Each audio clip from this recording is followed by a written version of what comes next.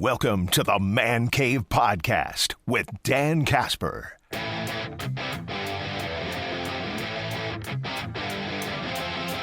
right, grade-wise, just second quarter. We're looking at the last 4 games, okay?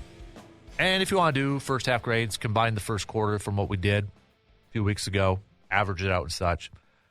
And for anybody who wants to participate in this, you can go about it how you want. If you just want to do an overall grade, that's fine. If you want to break it down by offense, defense, coaching, cool. Players, certain players, awesome. All right? I'm just going to do it offense, defense, coaching, and overall grade. Second quarter. So just to remind you, 3-1 in the second quarter. We're looking at the 4 games where they defeated the Bengals, defeated the Cardinals, defeated the Steelers, lost to the Panthers. Okay, those are the games that we're looking at for our second quarter grades. Because it just kind of worked out where the first quarter it was Lions, Commanders, Browns, Cowboys, then you had your bye, and then Bengals, Cardinals, Steelers, Panthers. The math's not going to completely add up here. At one point, our third quarter, fourth quarter is going to be the final 5. But for this case, we're going to do second quarter because I think the trade deadline's kind of a nice little right there. We'll end that. Get ready for the second half.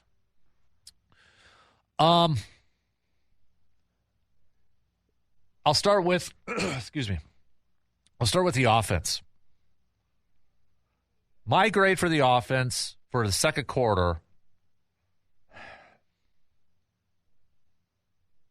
C-. Might be a little hard. Maybe too harsh. But, yeah, you 27 points, 35 points, but then just 13 against the Panthers. I don't want to have that Panthers game dictate the whole grade, but it has to factor in. Obviously, it's got to be 25% of the grade, right? 4 games, you break it down by each one, it's going to have a factor. I might be a little hard, but maybe it's just because I have higher expectations. The offense, the biggest thing, like everybody has been saying, has been the inconsistency. And I'll get more to the coaching aspect when we get to grades for coaching and that. But I'm at like a C-.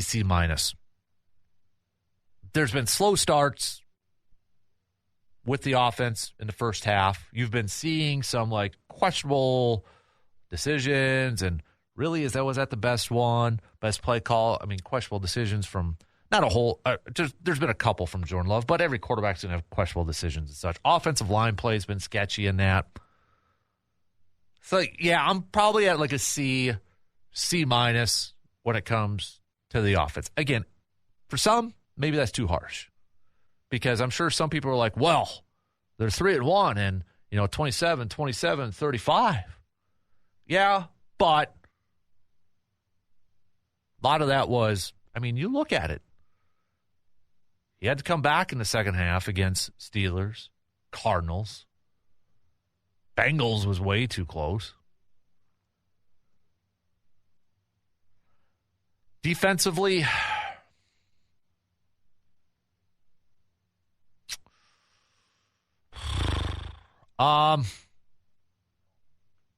B-.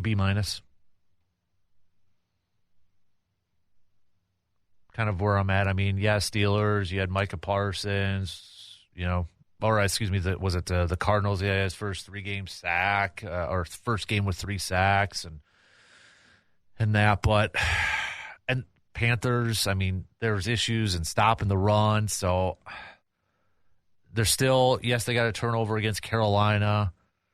Still like to see more of those turnovers rack up, especially from a defense when that's like their main goal is to lead the league in turnovers, and they're struggling to manufacture some of those turnovers and create those turnovers. There's some cornerback depth issues. I would say there's some depth issues at the interior defensive line. Great at pressuring the quarterback with Micah, Rashawn Gary, Devontae Wyatt and that. Teams are avoiding Xavier McKinney on the back end because they know what he can do. You got Edge and Quay. Probably about a B- with that. I do think a lot of it is factors in for defensive play, complementary football from the offensive side of things too. Maybe if the offense was getting off to faster starts or having 4 complete quarters, does that have a positive effect on the defense? Absolutely. I think it's related. It does have a trickle-down effect to it.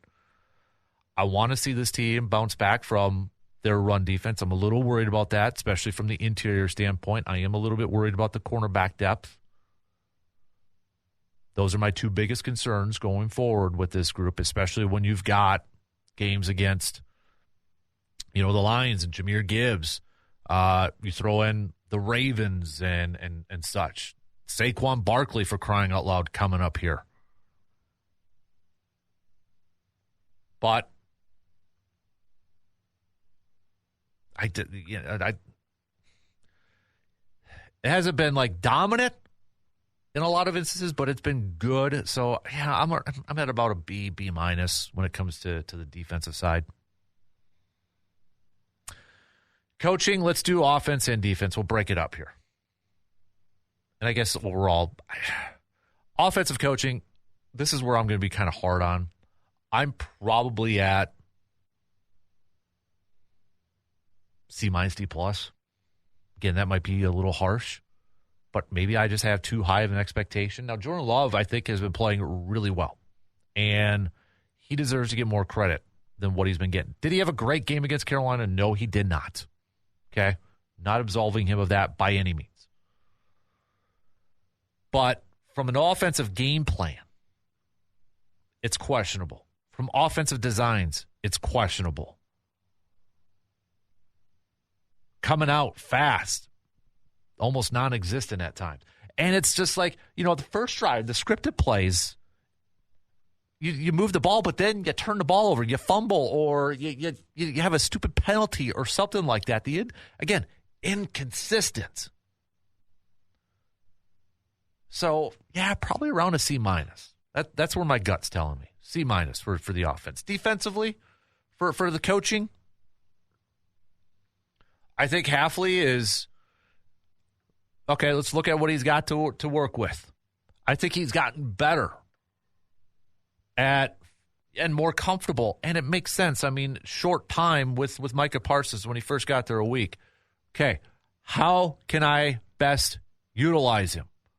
What is he doing best? I love the fact that Micah Parsons was over 90% of the snaps against Carolina last week or this past weekend. He has got to be on the field like that. The TJ Watts do that. The Max Crosbys do that. The Aiden Hutchinsons do that. They're out there 80, 90% of the snaps. Micah Parsons has to be out there 90% of the snaps. And we're seeing him moving around like a chess piece instead of saying, put your hand in the dirt, you're lined up at the end. And I think he's looking at his corner situation too and trying to counterplay that. It's almost like, okay, we're getting pressure on the quarterback. I don't know if he's a little nervous at times to play the aggressive man because, okay, pressure on the quarterback, but that receiver is going to beat my man coverage. And big play, deep play. Just wanting to try to keep everything in front. Maybe that changes if he's a little bit more comfortable, confident in his cornerback play. We're seeing Quay. I think Quay is having a great season so far. I think a lot of that has to do with Jeff Hafley, putting him in a position to succeed and such. So Hafley, I'm at about a B. I think he, given what he's given in some instances, especially with the cornerback play, I got to give him a B. Special teams, I'll combine special teams and play into one. Probably, I mean, Daniel Whelan is the most positive thing. Now you get the kicking situation, D plus, C minus. There's still stupid penalties on kickoffs and returns and that. I mean, you get the ball to 30. Nope, there's a flag. Now you're at your own 10. It's pathetic. I struggle. How are we having penalties on kickoffs when there's barely a return to it? Overall head coaching with Matt LaFleur, like I said the other day, I've never really been I haven't been on the fire Matt LaFleur bandwagon. I'm not there. but I've got major concerns. I'm disappointed. I'm frustrated. I'm annoyed. I'm for the first time, I'm kind of like, okay, I'm not fully on board, but I'm like, dude, confused. What's the vision here? What's the game plan here? Are you trying to just be the smartest man in the room? Coach the team that you have, not what you want them to be. Call the plays for the personnel that you have, not what you want them to be.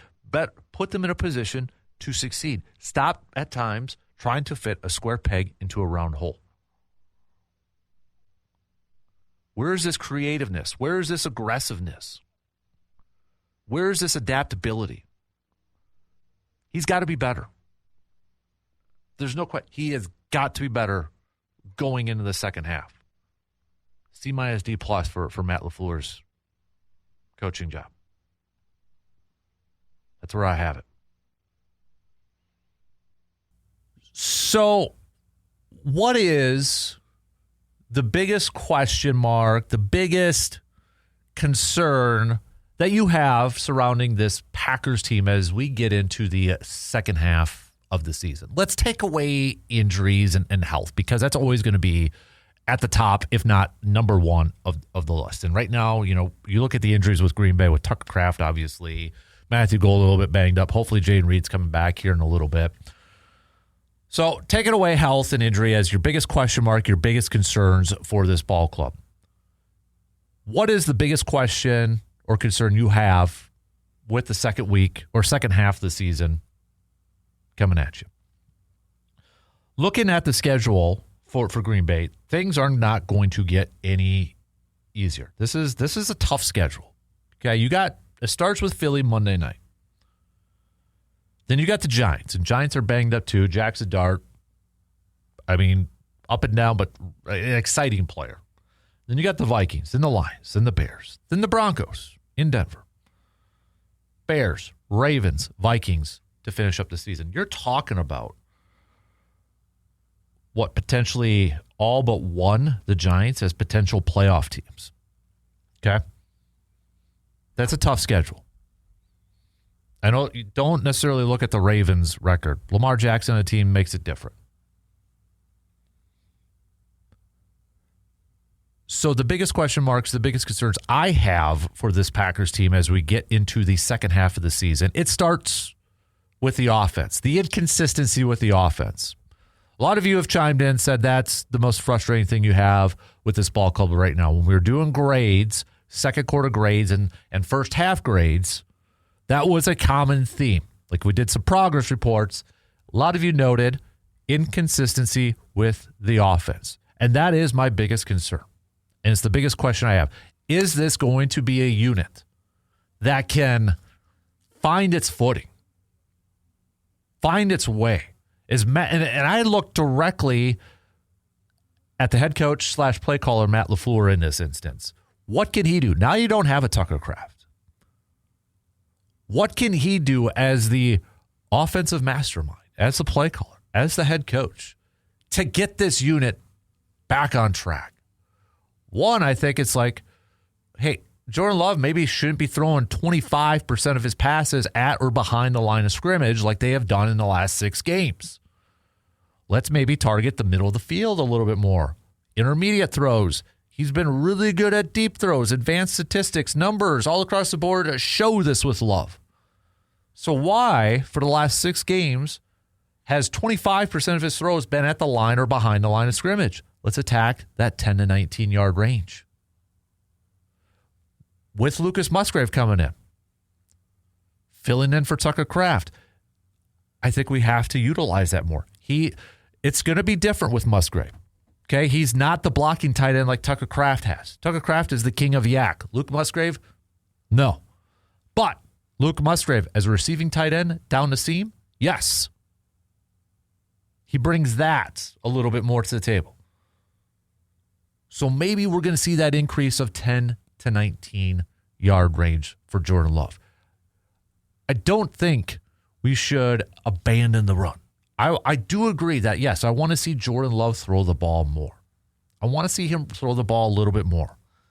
But that can't come at a cost of completely abandoning Josh Jacobs.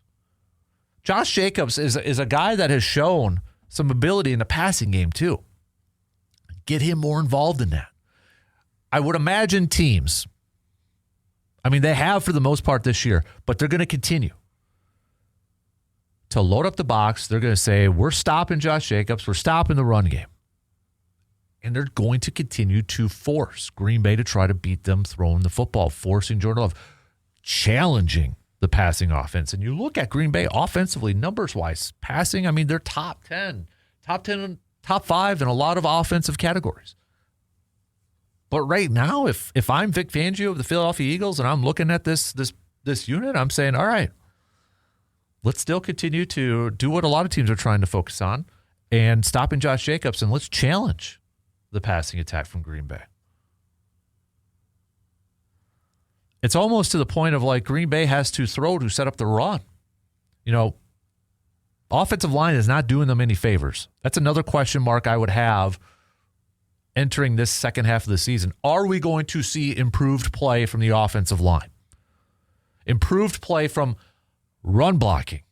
Improved play from not having stupid penalties that stall drives, that take you two steps back after you have taken one step forward. We have to have some consistency on the offensive line. You have to stay healthy, but we need better play. We need better play from Elton Jenkins at the center spot. We need better play from the interior guards. Need more consistency from that group. Can they do it, though? Or is this something, hey, we're at the halfway mark, and this is just something we got to live with? Is that acceptable? And even from a pass protection standpoint, Jordan Love, one of the best quarterbacks in the league with a clean pocket. Guarantee you teams are going to look at this. They're going to look at this offensive line group, and if you've got a team that can get after the quarterback, maybe with dominant pass rush with just 4 or 5, and you can stop the run, those defenses are going to eat up against Green Bay's offense with the way things are going right now. I mean, kind of look at the teams that have had success defensively against Green Bay, getting home 4-5, putting pressure on Jordan Love, and then able to stop the run too. That's a recipe for success for a lot of defenses, but in this case, really against Green Bay. So offensive line, can they get better in the second half of the season? They have to. They have to. It's imperative. And then corners. Okay. The secondary play. I'm confident. We've seen it. Green Bay, they can pressure the quarterback. They can get after the quarterback. They better when you make a move like you do with Micah Parsons, and it's been working. But now, okay, you're seeing teams trying to get the ball out a little bit quicker, utilizing that, trying to slow that pass rush down. Can those corners up their game, maybe make it a little bit more challenging? Challenging those quarterbacks, challenging those wide receivers, maybe closer to the line of scrimmage. Can this defense get some more turnovers? A defense that prides themselves or wants to pride themselves as leading the league in turnovers, or one of the best teams in the league when it comes to turnovers. Are we going to see more of that in the second half? Because it's been pretty darn quiet in the first half. And then, I got to admit, I don't know what to make about the run defense. They enter this game against Carolina ranked as the third best run defense in the entire league, in the entire National Football League. But then Rico just runs up the gut on them. So is this a good run defensive team, or was this a pretender? Was this a pretender? For what it's worth, after that game, Green Bay fell from 3rd to 5th. They were under 80 yards per game given up on the ground. They are now at 89. Interior, and a lot of that goes to the interior defensive line. Is this going to be because you got Saquon Barkley now. You got tush push offense. Okay. It's going to be a huge challenge for this defensive front. Those are some of the questions I have, some of the concerns I have for this ball club as we get into the second half of this season.